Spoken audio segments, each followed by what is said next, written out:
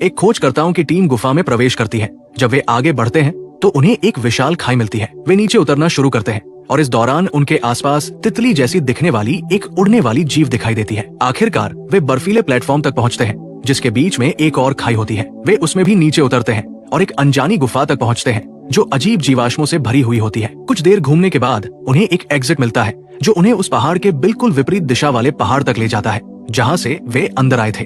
वहाँ professor Yang हुबाई को बताते हैं कि कथाओं के अनुसार इसी इलाके में किसी प्राचीन राज्य का द्वार मौजूद है जो एक गुप्त सरकार का हिस्सा था। दूसरे सैनिक उन्हें एक बेहद महत्वपूर्ण खोज के बारे में बताते हैं। उन्हें बर्फ पर एक बहुत बड़ा पंजे का निशान मिलता है। जब हान और बाकी टीम पहाड़ के प्रवेश द्वार पर एक दरवाजा लगाने में व्यस्त होते हैं तब प्रोफेसर यांग और उनके आदमी उन पंजों के निशानों का पीछा करना शुरू करते हैं ताकि उस जीव को ढूंढ सके जिसने उन्हें छोड़ा है। वो जीव वास्तव में पास ही होता है, लेकिन सबसे पहले उन्हें वही छोटे उड़ने वाले जीव दिखाई देते हैं जिन्हें उन्होंने गुफा में देखा था।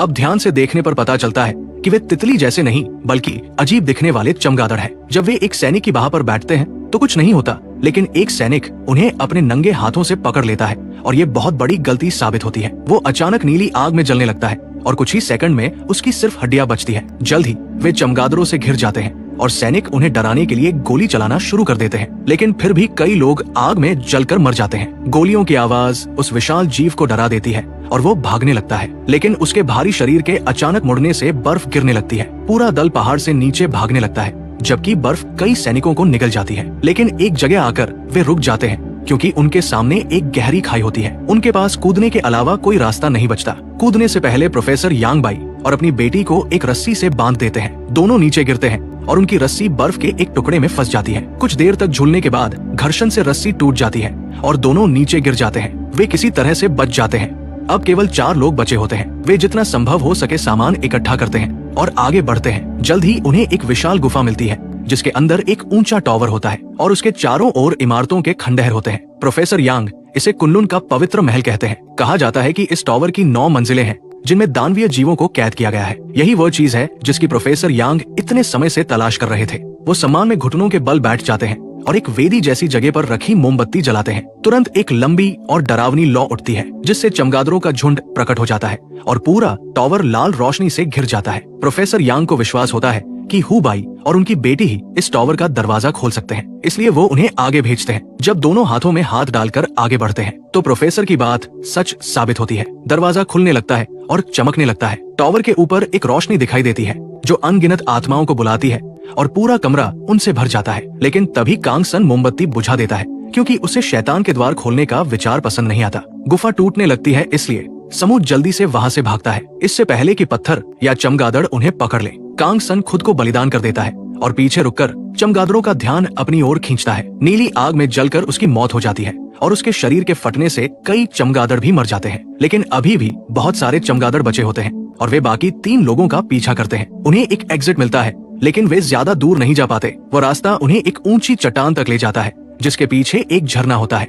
चमगादड़ उन तक पहुंच जाते हैं और जब हुबाई मशाल से उन्हें भगाने की कोशिश करता है तब वे उसके कंधे को काट लेते हैं। यांग पिंग उसे धक्का देकर नीचे पानी में गिरा देती है ताकि आग बुझ जाए और फिर वो और उसके पिता भी कूद जाते हैं। लेकिन तभी एक और विशाल डायनासोर जैसे दिखने वाला जीव अचानक प्रकट होता है। वो यांग पिंग को अपने मुंह में पकड़ लेता है और उसे दूर लेकर चला जाता है। हुबाई किसी तरह पानी से बाहर निकलता है और बेस कैंप पर वापस लौट आता है। वहाँ उसका इलाज किया जाता है और उसे बताया जाता है कि इस मिशन से वो अकेला ही वहाँ से जिंदा लौटा है, बाकी सब मर चुके हैं। वो इस जिंदगी को छोड़कर घर लौटने का फैसला करता है, लेकिन ट्रेन में सफर करते समय उसे बार बार ऐसा लगता है जैसे कांग सन उसके साथ बैठा हो। जब वो भ्रम गायब हो जाता है तो वो खुद को और भी खाली महसूस करता है। हुबाई गांव के पास एक छोटे रेलवे स्टेशन पर उतरता है जहां उसका नया मालिक मिस्टर वांग उसे लेने आता है। उसे ये नहीं पता होता कि अधिकारी हान और वैज्ञानिक चेन डोंग उसकी तलाश कर रहे हैं। अब साल 1982 है और हुबाई मिस्टर वांग की लाइब्रेरी में काम करना शुरू कर देता है। एक दिन लाइब्रेरी में काम करते समय हुबाई को प्रोफेसर यांग की रिसर्च से जुड़ी एक किताब मिलती है जिसमें दानव टावर की तस्वीर भी होती है। तभी उसे एहसास होता है कि उस टावर को खोलना हमेशा से प्रोफेसर यांग का लक्ष्य था। उन्हें पहले से पता था कि हुबाई और यांग पिंग ही उसे खोल सकते हैं, इसलिए वो हमेशा उन्हें साथ और सुरक्षित रखने की कोशिश करते रहे।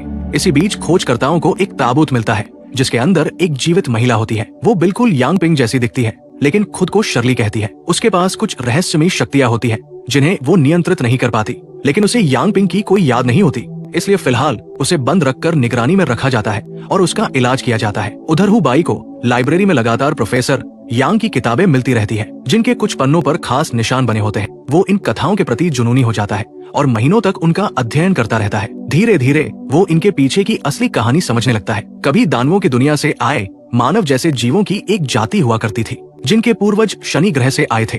वे दानव और इंसान दोनों की संतान माने जाते थे और वही टॉवर उनकी विरासत था। कहा जाता था कि उस टॉवर की रक्षा करने के लिए संरक्षक मौजूद थे, लेकिन 10,000 साल पहले ये जाति पृथ्वी से गायब हो गई, क्योंकि इंसानों ने आखिरकार दानवों के नियंत्रण से खुद को मुक्त कर लिया था। फिर भी कुछ सवाल ऐसे थे जिनका जवाब हु बाई को नहीं मिल रहा था, जैसे कि वो और यांग पिंग टॉवर क्यों खोल सकते थे, प्रोफेसर उसे खोलना क्यों चाहते थे और उसे ये सारी किताबें भेज कौन रहा था। दूसरी तरफ अधिकारियों को प्रोफेसर यांग एक गुफा के अंदर जीवित मिलते हैं और वे उन्हें अपने साथ ले आते हैं। अधिकारी उन्हें जिंदा देखकर हैरान रह जाते हैं। इसी दौरान पश्चिमी चीन में ऑयल सिटी पर रहस्यमयी विशाल जीव हमला कर देते हैं। वे अपने रास्ते में आने वाली हर चीज को नष्ट कर देते हैं और पीछे सिर्फ खंडहर छोड़ जाते हैं। प्रोफेसर यांग हान से कहते हैं कि ये सब टॉवर खुलने का परिणाम होना चाहिए, इसलिए वो उस इलाके की जांच करने निकल पड़ते हैं। ये घटना मानो हु बाई के कंधे के निशान को भी जगा देती है और जब वो डॉक्टर के पास जाता है तो सिस्टम में उसकी लोकेशन दर्ज हो जाती है, जिससे हान को उसका पता चल जाता है। एक दोपहर उसके कंधे का दर्द इतना बढ़ जाता है कि अचानक उसकी पीठ में आग लग जाती है। इसके साथ ही उसके अंदर शक्तियां भी जागने लगती है और लाइब्रेरी का हर सामान हवा में तैरने लगता है।